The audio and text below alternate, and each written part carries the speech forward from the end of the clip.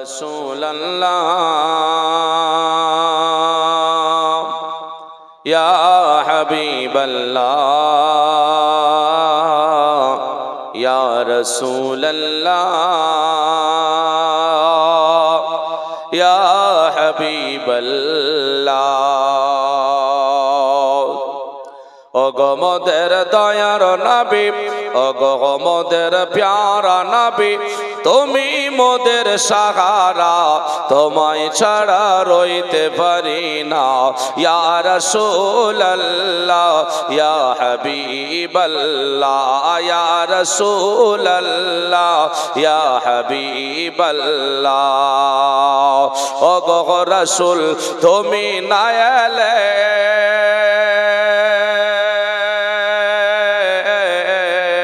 কে বা জানতো আল্লাহকে বলে।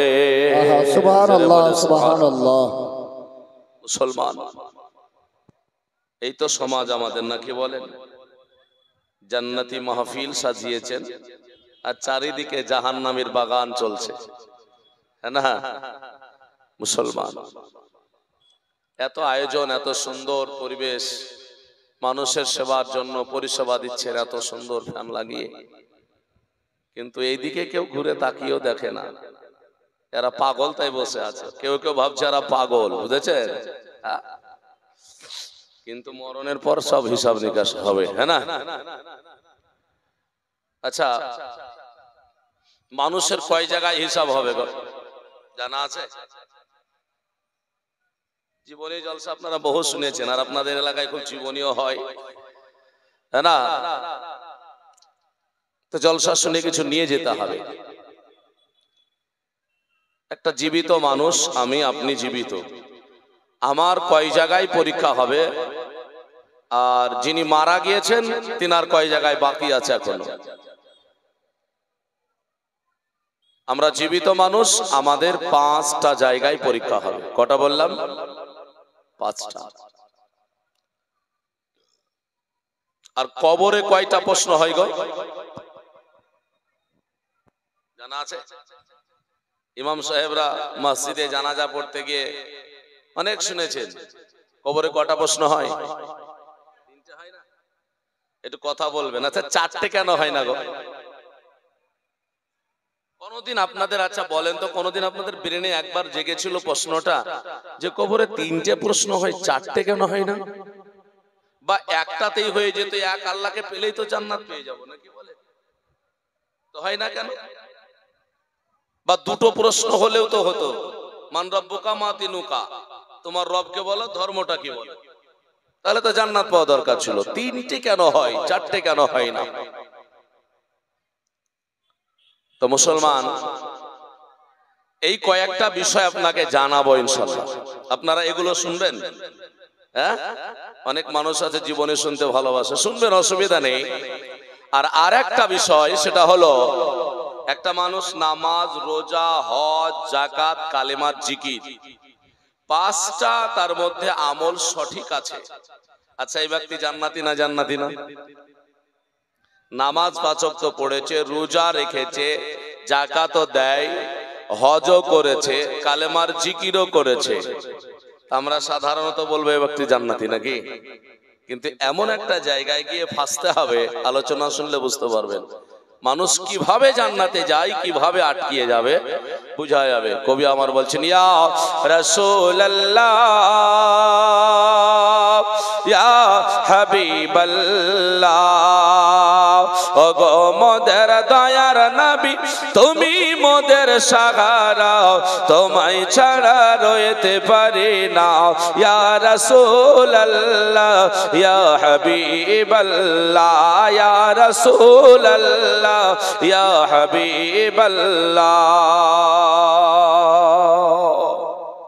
আলহামদুলিল্লাহ, যাবতীয় প্রশংসা মহান স্রষ্টা রব্বে কায়নাতের জন্য, যে আল্লাহ আমাদের সকলকে নবী পাক সাল্লাল্লাহু আলাইহি ওয়াসাল্লামের উম্মত করে জগতের বুকে পাঠিয়েছেন। সেই মহান আল্লাহ পাকের শুকরিয়া আদায় করি, সকলেই পড়ি আলহামদুলিল্লাহ। তারপরে পরে আকায়ে নামদার মাদানিয়ে তাজদার মক্কির সরকার মা আমিনা নূরে নজর শাহান শাহে জিয়াকার নবীগণের সরদার নবী মুহাম্মদুর রাসূলুল্লাহ, সকলেই পড়ি সাল্লাল্লাহু তাআলা আলাইহি ওয়াসাল্লামের উপরে লক্ষাধিক দুরুদ ওয়া সালাম, শান্তি ধারা ওয়া পারা বর্ষিত হোক, অর্পিত হোক, সকলেই বলি আল্লাহুম্মা আমিন। বিরাদার, পবিত্র আল কোরআন আল্লাহর অটুট সংবিধান, সেই সংবিধানকে সামনে রেখে কয়েকটি আয়াত আপনাদের সম্মুখে আমি তেলাওয়াত করেছি। আল্লাহ যদি আমাকে তৌফিক দান করেন, ইনশাআল্লাহুল আজিজ আপনাদেরকে শোনাবো। মানুষ আল্লাহ পাক রব্বে কায়নাতের কাছে ক্ষমা চাইতে হবে আমাদের। আমি আগে স্বীকার করে নিয়েছি আপনাদের কাছে, জলসা মিলাদ মাহফিল জীবনী অনেক শুনেছেন। আমি প্রাথমিক অবস্থায় কয়েকটা কথা আপনাদেরকে জিজ্ঞাসা করেই আলোচনাটার দিকে যাব। আর আমি যে পয়েন্টটা আপনাদের সামনে রেখেছি, এগুলো একটা একটা করে ইনশাআল্লাহুল আজিজ বলে দেব। তবে বলেন তো ভাই দেখি, মানুষ কিসের তৈরি জানা আছে? মানুষ তো আমরা, নাকি বলেন? মানুষ কিসের তৈরি? আপনারা হয়তো বলতে একটু ভয় পাচ্ছেন যে ভুল হয়ে যাবে নাকি হলো নাকি। এগুলো জালসা শোনার পরে কিছু নিয়েছেন কিনা এগুলো বোঝা যাবে। জালসা শোনার পরে আপনারা ধ্যান দিচ্ছেন কিনা একটু বোঝার জন্য বলছি। তো মানুষ হলো মাটির তৈরি, তাই না? এটাই তো শুনেছেন নাকি? মানুষ হলো মাটির তৈরি। পয়েন্টটা ধরে রাখুন, মানুষ যদি মাটির তৈরি হয়, নবী পাক সাল্লাল্লাহু আলাইহি ওয়াসাল্লাম তিনি মানুষ ছিলেন না জিন ছিলেন না ফারিস্তা ছিলেন? তিনটে অপশন। আমার কথা বোঝা যাচ্ছে? মানুষ হলো মাটির তৈরি, আর নবী পাক আলাইহিস সালাম তিনি মানুষ না জিন নাকি ফারিস্তা? আপনাদের জানা মতে কোনটা? মানুষ। মানুষ মাটির তৈরি, নবী হলেন মানুষ। তো নবী আমার কিসের তৈরি? এবার গন্ডগোল হয়ে যাচ্ছে না? পয়েন্টটা পাল্টে গেল না? তো মানুষ যদি মাটির হয়, দলিল আপনাদের কাছে আছে। কোরআন শরীফ সূরা রহমান 27 পারা আয়াত নাম্বার 14। আল্লাহ বললেন, খলাকাল ইনসানা মিন সালসালিন কাল ফাখর। আল্লাহ বলেছেন মানব জাতিকে শুকনো ঠনঠনে মাটি দিয়ে বানিয়েছি। তো মানুষ যদি মাটির তৈরি হয়, এটা কোরআন বলছে, তাহলে নবী যদি মানুষ হন তো নবী তো মাটির হওয়া দরকার ছিল নাকি? ব্রেনকে ওয়াশ করে, ব্রেনকে দেখেন কেমন করে ধোলাই করে আহলে সুন্নাত ওয়াল জামাতের পথ থেকে বদমাযহাবীরা তাদের মাযহাবে টেনে নেওয়ার জন্য একটা কৌশল। আমি যেটা বোঝাতে চাইছি দেখুন, ক্লিয়ার বুঝতে পারবেন। এই আয়াতটা পড়ার পরে এমন কোন মানুষ নাই, দ্বিতীয় যদি কোরআনের কোন আয়াত না দেখেন তাহলে নবীকে নূর বলে মানবে। কারণ কোরআনের আয়াত যখন পাওয়া যাবে তখন আর দ্বিতীয় কোনো দলিল আপনি দিতে পারবেন না। আর কোরআন যখন মাটি বলছে মানুষকে, নবী যদি মাটি হয়, ক্লিয়ার আপনিও গিয়ে বলবেন যে নবী হলেন মাটি, কারণ কোরআনে মানুষকে মাটি দিয়ে বানিয়েছে, নবীও হলেন মানুষ, তাই কি না? তো আমাদের মুখের ভাষা আছে একটা, যে মানুষ হলো শুধু মাটির তৈরি, আর এই জায়গাতে আমরা ফেসে যাই। কেন? আসলে কিন্তু মানুষ শুধু মাটির তৈরি না। সে আপনি হন আর আমি হই আর যে কোনো হই না কেন, যদি শুধু মাটির মনে করেন তাহলে নবীকেও মাটি মানতে বাধ্য। এবার যদি এই আয়াতগুলো আমি আর না বলি, আচ্ছা আপনাদের ব্রেনে কি আসবে? নবী মাটি আসবে না আসবে না? আপনি শুনে বললে তো হবে না, দলিল বলতে হবে, নাকি বলেন? কিন্তু কোরআন বলছে না। 30 পারা সূরা আলাক আয়াত নাম্বার 2 আল্লাহ বলছেন খলাকাল ইনসানা মিন আলাক। মানুষ যে শুধু মাটির তা তো নয়, মানুষকে আল্লাহ পাক রক্ত এবং পিণ্ড দিয়েও বানিয়েছে। তাহলে শুধু মাটির না, কিন্তু নবীকে কি বলে মানবেন দলিলটা নিয়ে যান, জীবনীটা শুনবেন নবীর। নবীকে যদি জানতে না পারেন নবীর জীবনী কি বুঝবেন? বুঝুন, হ্যাঁ, নবীকে আগে জানুন। নবী কে এটা বোঝাচ্ছি। তো বলছে দ্বিতীয় আয়াত যখন পেলাম যে মানুষ হলো রক্তপিণ্ডের তৈরি, আবার আল্লাহ রাব্বে কায়নাত জাল্লা জালালুহু কোরআন পাকের মধ্যে বলেছেন নুতফা, মানুষ হলো বীজের তৈরি, পানির তৈরি, নাকি বলেন? আপনাদের ঘুমাচ্ছে নাকি? ঘুমাচ্ছে? ঘুমাসার তো কথা নেই। মানুষ হলো না বীজের তৈরি। আবার আদম আলাইহিস সালামের বিবি হাওয়া আমাদের আদি মাতা, তিনিও মানুষ, কিন্তু তিনি হলেন হাড়ের তৈরি। তাহলে মানুষ শুধু মাটির নয়। এর জন্য প্রশ্ন জেগে যায়, তাহলে মানুষ যদি এত কিছুরই তৈরি হয় তাহলে কাকে কিভাবে মানবো? তো গোটা কোরআন আল্লাহ পাকের অটল সংবিধান যদি খোঁজ করে দেখেন, কোথাও আল্লাহ পাক আমার নবীকে মাটি বলে মানতে বলেনি, মাটি বলতে বলেননি। আল্লাহ পাক যদি বলেছেন তো কদ জাআকুম মিনাল্লাহি নূর বলেছেন। আল্লাহ বলেছেন নবীর যখন বর্ণনা হবে, নবীর যখন শান হবে, নবীর যখন গুণগান হবে, তো নবী মুস্তাফাকে তোমরা নূর বলে মেনে নাও। জোরে বলি সুবহানাল্লাহ। কিন্তু মাটি তো কোথাও লেখা নেই, কিন্তু অনেকে নবীকে মাটি বলে দিচ্ছে। দেয় না? দেয় না? কেন দেয়? তারা এক আয়াত সূরা রহমানের পড়েছে আর দ্বিতীয় আয়াত তারা পড়ে নাই। আল্লাহ পাক নবীকে এই কথা মানতে বলার পরে আর কি বলছেন? আল্লাহ পাক কোরআন পাকের মধ্যে বলছেন কদ জাআকুম বুরহানুম মির রাব্বিকুম। নবী পাক আলাইহিস সালাম হলেন, আল্লাহ বলছেন নিশ্চয় তোমাদের নিকটে এসে গিয়েছে আল্লাহর পক্ষ হইতে একটি অকাট্য দলিল। আর অকাট্য দলিল মানে হলো যে দলিলের নকল, জাল, ডুপ্লিকেট হয় না। এই দলিলটা কি? এই দলিলটা হলো আই হুয়া মুহাম্মাদুর রাসূল। কেউ যদি জান্নাত যাব মনে করো তো অকাট্য দলিল রাসূলুল্লাহর কাছে চলে যাও। জোরে বলি সুবহানাল্লাহ।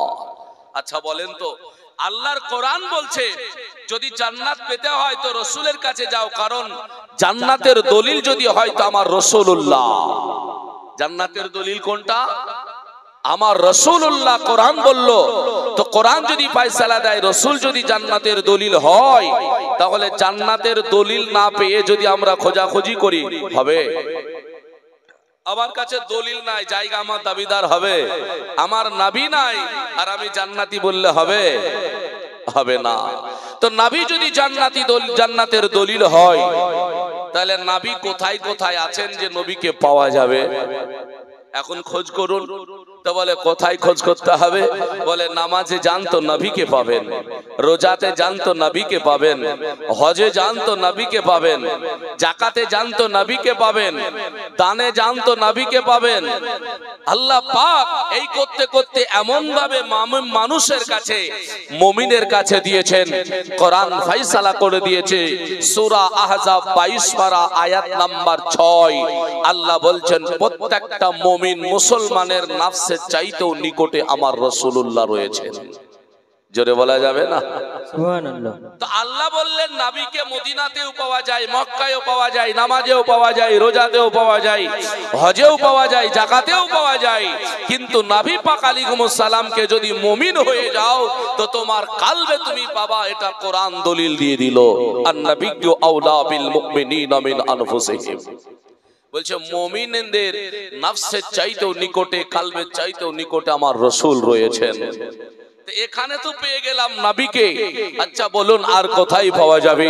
আল্লাহ পাকের কোরআন বলছে সব চাইতে বড় যেটা, সেটা হলো মানুষ নামাজ পড়ে গুনাহগার হয়ে যায়, রোজা পড়ে অনেক গুনাহ করে, রোজা করে গুনাহ করে ফেলে, সেই সময় মানুষ তওবা করে, করে না? করে না? হাঁটতে গিয়ে তো গুনাহ হয়ে যায়, চলতে গিয়ে গুনাহ হয়ে যায়, বসতে গিয়ে গুনাহ হয়ে যায়, এই যে চলছেন বাজার মার্কেটে গিয়ে গুনাহ হয়ে যাচ্ছে, তখন আমরা কি পড়ি?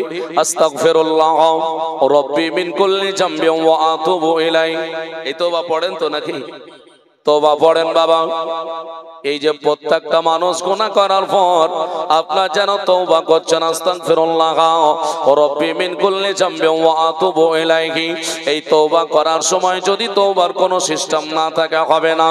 বন্ধু আমার, বাপজি ভাইয়ের, ইসলাম দরদি মুসলমানেরা, আমার জানা নেই আপনারা কেমন করে তওবা করেন, তবে আল্লাহর কোরআন ফয়সালা দেয়, বলে মানুষ যখন তওবা করে ওই তওবা করার সময় নবী পাক আলাইহিস সালামকে যদি কালবে না নেয়, তওবা করার সময় নবীকে যদি নিজের কাছে মনে না করে, আমার আল্লাহ রব্বুল আলামিন তার তওবা কবুল করবে না। সিস্টেম আছে। মানুষ বিছানাতে যাওয়ার সময় তওবা করছে, আস্তাগফিরুল্লাহ রাব্বি মিন কুল্লি যামবিন ওয়া আতুবু ইলাইহি।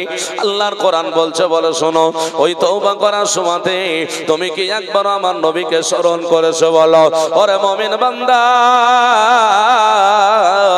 তুমি নামাজ পড়েছো, একবারও কি নবীকে স্মরণ করেছো? বলো তুমি রোজা রেখেছো, একবারও কি নবীকে স্মরণ করেছো? বলো যদি আমার নবীর স্মরণ থাকে তাহলে তোমার রোজা কবুল হয়েছে, তোমার নামাজের মধ্যে নবীর যদি স্মরণ হয়েছে তাহলে নামাজটা আল্লাহর দরবারে কবুল হয়েছে, তোমার তওবার মধ্যে যদি নবীর স্মরণ হয়েছে তাহলে আল্লাহ পাকের কাছে তওবা কবুল হয়েছে। আল্লাহর কোরআন বলে লাউ আন্নাহুম যালামু আনফুসাহুম জাউকা, এর আগে আয়াত আল্লাহ তাবারাক ওয়া তাআলা বলেন ওয়া মা আরসালনা মির রাসূলিন ইল্লা লিইউতা বিইজনিল্লাহ। আল্লাহ তাবারাক ওয়া তাআলা বলছেন আমার নবী সাল্লাল্লাহু আলাইহি ওয়াসাল্লামকে আমি জগতে প্রেরণ করি নাই, যদি করেছি ইল্লা লিইউতা বিইজনিল্লাহ, আমার রাসূলুল্লাহর আনুগত্য স্বীকার করার জন্য, আমার নবীকে মেনে নেওয়ার জন্য, আমার নবী যেটা করতে বলবে সেটা করার জন্য, আমার নবী যেটা করেছেন সেটা করার জন্য নয়। আমার নবী যেটা করেছেন এটা যদি করব মনে করো তোমার সম্ভব হবে না। বলে কেন গো? বলে পৃথিবীর বুকে ওই সমস্ত ভাইয়েরা বাপজিরা যারা আছেন, মাইকের আওয়াজ পাচ্ছেন, কান খুলে শুনে রাখুন, যারাই বলে আল্লাহর নবী পৃথিবীর বুকে যা করেনি আমরা কেন তা করব, নবী যা করেছে তা আমরা করব, নবী যা করেছে তাই যদি আপনি করব মনে করেন, জানি না আপনাদের সমাজে, জানি না আপনাদের এলাকায় গ্রামে আছে কিনা, কিন্তু আমাদের এলাকায় বহু মানুষ আছে যারা বলে নবী যা করেছে তা করব, নবী যা করেনি তা করা যাবে না। বলে না? বলে না? একটু জোরে বলুন, বলে না? বলে না? আছে লোক, আছে না? বলে কান খুলে শুনে রাখুন, আল্লাহর নবী যা করেছে তা যদি করব মনে করেন, নবী আমার কয়টা বিয়ে করেছেন? নবীর কয়টা বিয়ে হয়েছে গো?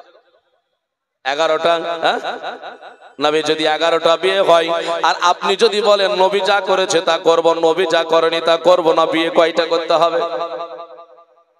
11টা না? হ্যাঁ ভাই গো, তাহলে আপনি যে একটা বিয়ে করেছেন এখনো পর্যন্ত 2 হাত মানে হলো 10টা কাজ আছে, কবে আদায় হবে? ভোলা ভালা মানুষগুলোকে পেয়েছেন আর বলছেন নবী যা করেছে তা করব, নচেত করব না। আল্লাহ পাকের কোরআন বলছে, বলে না, আমার আল্লাহ বলে দিলেন লিউতা বিইজনিল্লাহ। আল্লাহ পাক বলছেন, বলে শোনো গো, আমার নবী মুস্তাফা যা করতে বলেছেন তা তোমরা করো, আমার নবী যা করেছেন তা তোমার দ্বারাই সম্ভব হবে না। নবী 11টা বিয়ে করেছেন, তোমার দ্বারা 11টা বিয়ে করা সম্ভব হবে না। আকাশের চন্দ্রকে নবী আমার 2 টুকরা করেছেন, তোমার দ্বারাই সম্ভব হবে না। আল্লাহর নবী সাল্লাল্লাহু আলাইহি ওয়াসাল্লাম কখনো বিষ পান করে নিয়েছেন, তোমার দ্বারাই সম্ভব হবে না। এর জন্য নবী যা করেছেন তা নয়, ভাষাটা হবে নবী যা করতে বলেছেন সেটা করব। ওয়ালাউ আন্নাহুম যালামু আনফুসাহুম জাউকা। ও দুনিয়ার মানুষেরা, শুধু তাই নয়, তোমরা গুনাহগার, গুনাহ করে ফেলেছো। গুনাহ যখন করবে, গুনাহ যখন হয়ে গেল, আল্লাহ পাক রব্বে কায়নাতের কাছে তোমরা তওবা করবে। এখন তওবা করার সময় থেকে তোমরা ধারণা রাখছো কেমন করে তওবা করব। আল্লাহ পাক এক বচনে কোরআন পাকের মধ্যে বললেন, যাও কাও আগে রাসূলের দরবার খোঁজো, রাসূলকে ধরো, ফাস্তাগফিরুল্লাহ, তারপরে আমার কাছে তোমরা তওবা করো। আগে কাকে করতে বললেন? আগে রাসূলকে ধরতে বললেন। এখন আপনি বলবেন, এই মৌলভী সাহেব, বলে কি হলো? বলে আল্লাহর কাছে তওবা করলে আবার নবীকে ধরবো কেন? বলে না? বলে না, মানে ওসিলা মানবে না। মাধ্যম মানবে না। ব্রাদার ইসলাম, আর আল্লাহ কোরআনে স্পষ্ট ভাবে বললেন আগে নবীকে ধরো, তারপরে আমার কাছে তওবা করো। শুধু তাই নয়, তার দৃষ্টান্ত উদাহরণ বাস্তব জীবনে আপনারা ওয়াকিয়া শুনেছেন, বাস্তব জীবনে আপনাদের ঘটনা জানা আছে। ব্রাদার ইসলাম, নবীর কাছে না গেলে তওবা কবুল হয় না। তওবার সময় আমার নবী মুস্তাফাকে না ধরলে হয় না। ব্রাদার ইসলাম, শুধু তাই নয়, আল্লাহ পাক জানিয়ে দিলেন, বলেন নবীকে ধরো, নবীর কাছে যাও, তারপর আমার কাছে তওবা করো। যদি এইভাবে তওবা হয়, আমার আল্লাহ রব্বুল আলামিন তাহলে কবুল করবে, নচেত করবে না। কারণ আমার আল্লাহ ওই তওবার মধ্যে কোরআনে একটা শর্ত দিয়েছে। আল্লাহ আবার শর্ত দিচ্ছেন, ভালো করে বুঝুন। আপনি আমি গুনাহ করে ফেলেছি, তওবা করলাম, তো তওবা করলাম তো নবীকে ধরলাম, নবী আছে জানলাম, এবার তওবা করছি। তো আল্লাহ বলছেন, বলে তওবা তো ফাস্তাগফিরুল্লাহ, আমার কাছে করছো, ওয়াস্তাগফারা লাহুমুর রাসূল। বলছে এই তওবাটাই রাসূল যদি সমর্থন করে, এই তওবায় রাসূল যদি সমর্থন করে, তো আল্লাহ তাবারক ওয়া তাআলা বলছেন লা ওয়াজাদুল্লাহ তাওবান রহিমা। আল্লাহ বলেন তোমার জন্য অত্যন্ত দয়ালু, ক্ষমাশীল হয়ে যায়। মানে তোমার তওবা আমি আল্লাহ কবুল করি, তোমার জীবনের গুনাহ মাফ করে দিই। জোরে বলে সুবহানাল্লাহ। ভাইরা, তাহলে তওবা করার সময় যদি নবীকে না ধরি, নবী যদি সমর্থন না করে, কবুল হবে? হবে না। এর জন্য বলছে যেখানে আপনি যাবেন আমার নবী মুস্তাফা সরওয়ারে কাউন মাকা আলাইহিস সালামকে আপনাকে লাগবেই। আমার নবীকে ধরুন, যতক্ষণ পর্যন্ত আমার নবীকে না ধরবেন ততক্ষণ পর্যন্ত আপনার কোনো ইবাদত, কোনো আমল কবুল হবে না। মহান রব্বে কায়নাত আমার নবীকে এই পাওয়ারফুল বানিয়ে দিয়েছেন। এর জন্য নবী পাক আলাইহিস সালামকে বেশি বেশি করে আমরা মানি। তার উদাহরণ বাস্তব জীবনে যেটা আপনারা ওয়াকিয়া শুনেছেন বলেছি, এটা বলে দিয়ে আল্লাহর রাসূলের জীবনের দিকে একটু চলে যাব। বিরাদার ইসলাম, যে কন্যা সন্তান হলে গলায় জীবন দিয়ে মেরে দিত জাহেলিয়াতের যুগে, এই ঘটনা আপনারা শুনেননি? শুনেছেন। যিনি নেতৃত্ব দিয়েছিলেন তার নাম হলো দাগিয়াতুল কালবি। এই দাগিয়াতুল কালবি মেরে দিয়েছিল।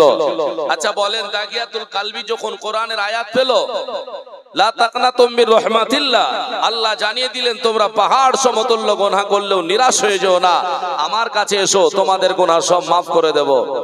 তো ইনি ছুটে চলে গেলেন। দাগিয়াতুল কালবি, কোনো মৌলানা, কোনো বক্তা আজ পর্যন্ত এটা বলেনি যে দাগিয়াতুল কালবি মসজিদে, মাঠে ঘাটে, জঙ্গলে ইবাদত তওবা করেছেন। উনি সরাসরি নবীকে গিয়ে বলছেন, হুজুর, বলে কি হলো?